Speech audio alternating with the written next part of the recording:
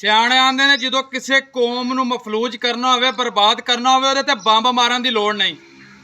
ਉਹਨੂੰ ਐਸੀਆਂ ਸੋਚਾਂ 'ਚ ਪਾ ਦਿਓ ਕਿ ਬੰਦੇ ਸਿਰਫ 2 ਵਕਤ ਦੀ ਰੋਟੀ ਪਿੱਛੇ ਭੱਜਦੇ ਰਹਿਣ, ਆਪਣੇ ਢਿੱਡ ਪਿੱਛੇ ਭੱਜਦੇ ਰਹਿਣ। ਮਹੀਨੇ ਬਾਅਦ ਬਿਜਲੀ ਦੇ ਬਿੱਲ ਦਾ ਕੋਈ ਸੋਚੇ, ਕੋਈ ਗੈਸ ਦੇ ਬਿੱਲ ਦਾ ਸੋਚੇ, ਕੋਈ ਆਪਣੇ ਬੱਚਿਆਂ ਦੇ ਦੁੱਧ ਵਾਸਤੇ ਭੱਜੇ। ਹਰ ਵੇਲੇ ਉਹਨਾਂ ਨੂੰ ਢਿੱਡ ਦੀ ਪਈ ਰਵੇ, ਕੋਈ ਮਹਿੰਗਾਈ ਨੂੰ ਰੋਂਦਾ ਰਵੇ। ਇਸੇ ਤਰ੍ਹਾਂ ਆਪਣੀ ਪਰੇਸ਼ਾਨੀ 'ਚ ਪਾ ਦਿਓ, ਕਿਉਂਕਿ ਕੋਈ ਵੀ ਬੰਦਾ ਪਰਤ ਕੇ ਆਪਣੇ ਅਦਲ ਤੇ ਇਨਸਾਫ ਤੇ ਕੋਈ ਬੰਦਾ ਉਂਗਲ ਨਾ ਚੁੱਕ ਸਕੇ, ਆਪਣੇ ਹਕੂਕ ਨਾ ਮੰਗ ਸਕੇ, ਇਨਕਲਾਬ ਦੀ ਗੱਲ ਨਾ ਕਰ ਸਕੇ। ਇਹ ਸਿਆਸਤਦਾਨਾਂ ਦੀ ਚਾਲ ਹੁੰਦੀ ਹੈ ਵੀ ਬੱਚਿਆਂ ਦੇ ਦੁੱਧ ਦੇ ਵਿੱਚ ਐਸੀ ਕੋਈ ਸ਼ੈ ਪਾ ਦਿਓ ਕਿ ਜਿਹੜੇ ਬੱਚੇ ਜਿਹੜੇ ਨੇ ਨਾ ਉਹ ਗੁਲਾਮੀ ਦੇ ਜ਼ੁਲਮ ਨੂੰ ਪਤਾ ਲੱਗੇ ਵੀ ਅਸੀਂ ਗੁਲਾਮੀ ਦੇ ਵਿੱਚ ਆ ਜ਼ੁਲਮ ਕੀ ਚੀਜ਼ ਹੈ, ਨਾ ਉਹਨਾਂ ਨੂੰ ਆਜ਼ਾਦੀ ਦੀ ਖੁਸ਼ੀ ਦਾ ਪਤਾ ਲੱਗੇ। ਐਸੇ ਸੋਚ ਦੇ ਵਿੱਚ ਸਾਡੇ ਹੁਕਮਰਾਨਾਂ ਸਾਨੂੰ ਪਾਤਾ ਅਸੀਂ ਸਿਰਫ 2 ਵਕਤ ਦੀ ਰੋਟੀ ਦੇ ਪਿੱਛੇ ਭੱਜਨੇ ਆਪੇ।